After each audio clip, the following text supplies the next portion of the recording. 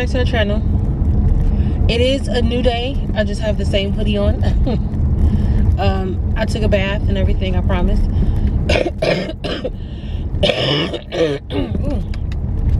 Coming down with something. Oh, that was crusty. Oh God.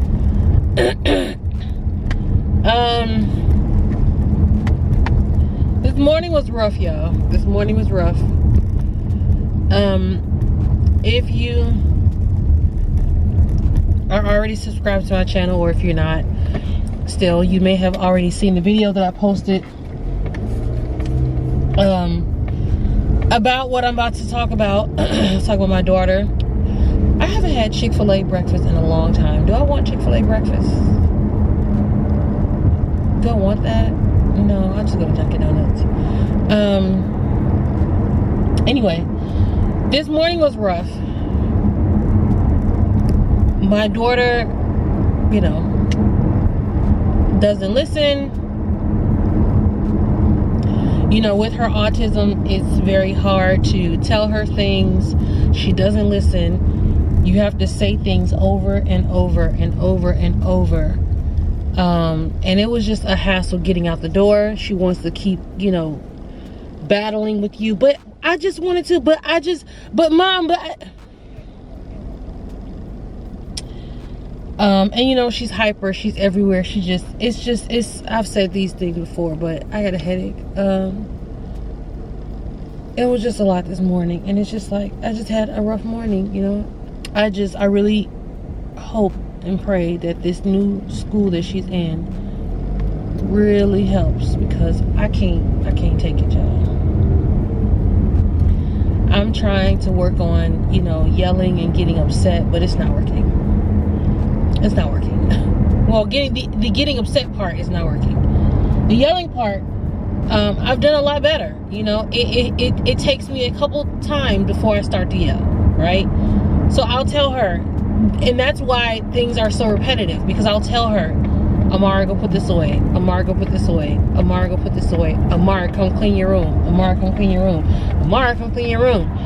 And after that, and she's just sitting there, she's just ignoring, she's intentionally sitting there, ignoring you, watching her tablet, not listening to you, and you're saying it over and over, then that's when I have to get up and grab the stuff out her hand, or yell at her, or whatever, because it's like, I done told you these other 27 times, I done told you the same thing, you just sitting there ignoring me like I wasn't gonna do nothing.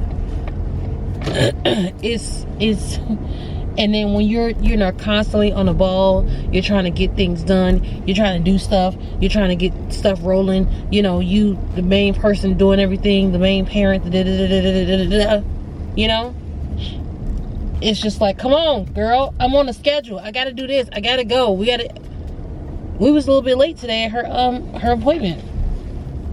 I mean, her school. I may have to get a Dunkin' Donuts app, because I've been going over here ever since her school, me dropping her off, and her school's over here by this Dunkin' Donuts. I've been going here quite often. I may need to get an app or something. Hi, yes, can I start with so this is what I don't understand. Why is I should have just got it as I need to figure out what's a cheaper way, because 3 items, $12. What are we doing? Hello. You said how much? $12.50. Oh. But anyway, yeah, it's just a rough morning. My head hurts. I got some good sleep, I guess. I didn't have to work last night, so I got some good sleep. But that just wore me out. And now I'm tired again. I need to go home and edit these 3 videos from my other channel. Like, my motivation and stuff is like, it's decreasing, y'all, and I hate it. I hate it. You ever wanted to just do something so bad that you wanted to just drop everything, especially if it's like your dreams, like you wanted to pursue your dreams so bad that you're willing to risk everything just to do it? Like, I've been feeling like that for a very long time, where I just want to risk it all and just go for it. I don't know if it's going to work. I don't know if, you know, I'm going to be successful in the end, but I really just want to just drop everything, my job, my everything, and just go for my dreams. because I feel like there's so many things in my way, and I don't have the time to focus solely on what I'm trying to do that's going to make my life better. Some people can do that. They can multitask, and they can, you know, work. And I'm not saying like I can't, like I literally can't work and do other things. What I'm saying is, when you have a vision, and that vision, it takes so much of your time and your creativity, you can't be your best you because you can't solely focus on it because you have work and kids and things like that. So the things, all this creativity and all these things you could be doing and putting all the effort and time and money into that, you can't really do because you have other priorities. And I just feel like if I just dropped everything and just solely focused on my dreams, I would have been made it. I would have been made it. I would have been made it. I'm telling you. The other day I was thinking to myself, like, Simona, you're a very creative person. You're very, you're different. You're creative. You're very goal-oriented. Very business-minded, like, or whatever. And if you just have the opportunity in your life to create, man, you can do some crazy stuff. But I try to do those things in between, but it just doesn't work out. Like, I can create something and then I don't have the time to put it out. I'm tired, or this or that, or like I need to do these videos, but I'm tired. Like, everything in me wants to just go home, eat my breakfast, and watch TV. Because I'm tired, I'm drained. But then the other side of me is like, no, girl, this is the time. You need to go home, you need to edit, you need to get these videos out. I don't know. I just want to shift in my life. I really do. I want to shift and to change in my life.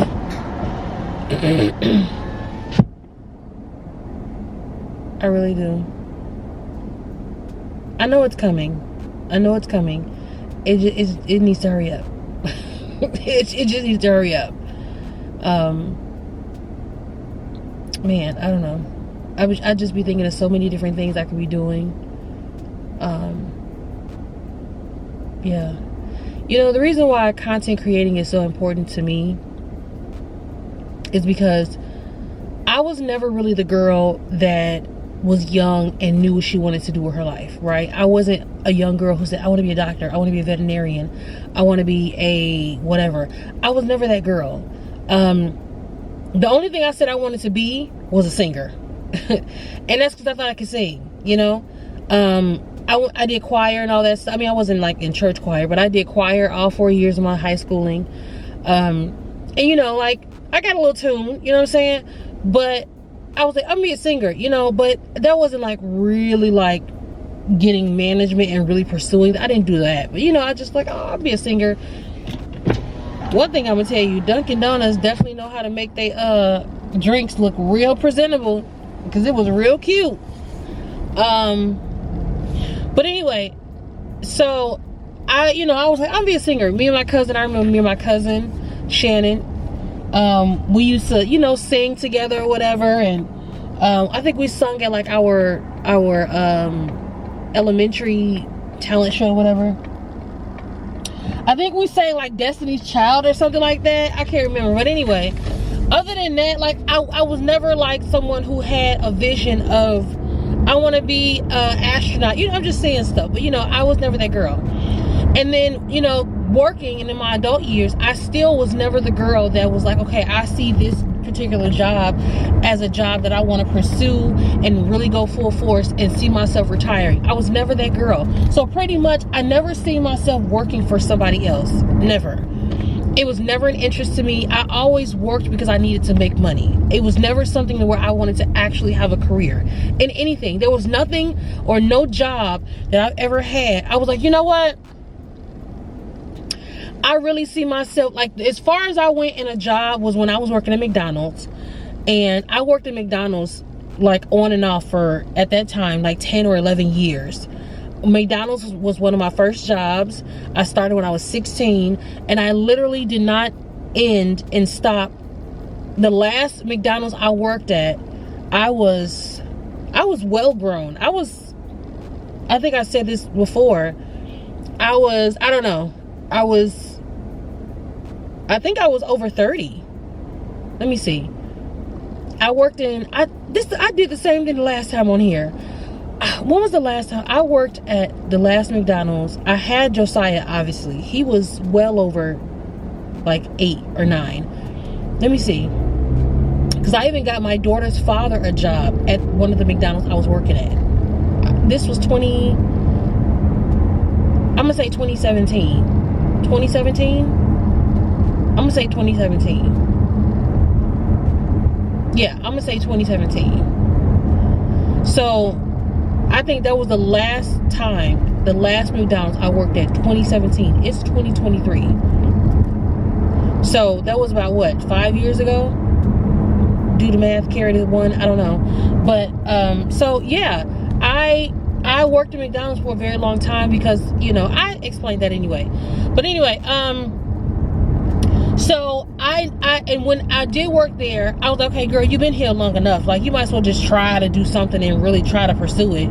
So, you know, they talked me into doing management, and I took the classes. I took my sanitation class and everything, and I passed, and, you know, all that. But that's like the most, you know, and the highest level of, you know, the elevator going up, you know, as far as career-wise, is McDonald's management. I never see myself working for somebody. It was just never my thing. I just didn't have jobs that really caught my interest to where I really wanted to pursue something. That's why I used to be like, I look at people like, why, and how have you been here for 15, 16, 20 years? Like, why? I mean, I guess I would say if you are a person who has seniority and you really have a high title in your job, I get it. But if you're just a janitor and you've been working at that school for 15 years, sir, unless they paying you real nice, why are you still here? Even in McDonald's, I've seen women that were very, very, and even men that were really old. And I'm not being rude or disrespectful, but they were really old. And they've been there for 10, 15 years. I'm like, why? I understand there's certain circumstances that causes people to have to be in a certain position. I get it. But, I mean, I'm not going to be in somebody's establishment as just a regular, you know, employee for 10, 15 years. I'm not doing that. In my adult years, let me say that, because when I was younger, 16, 17, yeah, I worked at McDonald's for many, many years.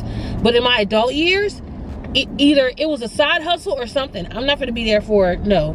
But anyway, I say all that to say I never ever seen myself retiring from working with another company and retiring. I never seen myself doing that. So content creating and realizing, you know, what I can do, and especially me, because I said this before, I had my my organization, my plus size organization in Chicago, right?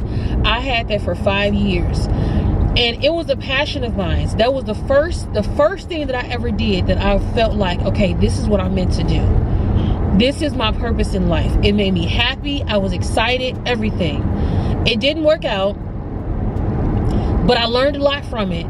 But I was like, okay, how can I continue to do this, be a part of the plus size community, and still speak out and still be an advocate, but just do it by myself. I don't have to have a group. I don't have to have, you know, members. I don't have to do any of that. Just me, because ultimately I felt like I was doing a lot of work by myself. So I'm like, how can I do this? And then that's when I ran into Sarah Ray Vargas on YouTube, and I was head over heels when I realized she lived in the same town that I lived in. And I started binge watching all of her shows, all of her videos, and I was like, wow, you mean to tell me she makes money from recording her life? She makes money from just putting on clothes and being cute in front of a camera, and I like to do that anyway? You can really make money and make a living off just turning on a freaking camera and living your life? When I really realized what vlogging was and influencing was, I was like, sign me up. So it's not just about content creating. It's not just about me just trying to find an easy way to make a lot of money. Content creating is allowing me to be me. I don't see myself doing nothing else. I don't see myself working for other companies. I don't see myself being a professional at something else. I really don't. The only thing I know how to be a professional at is being me. That's it. Can't nobody tell me how to be me.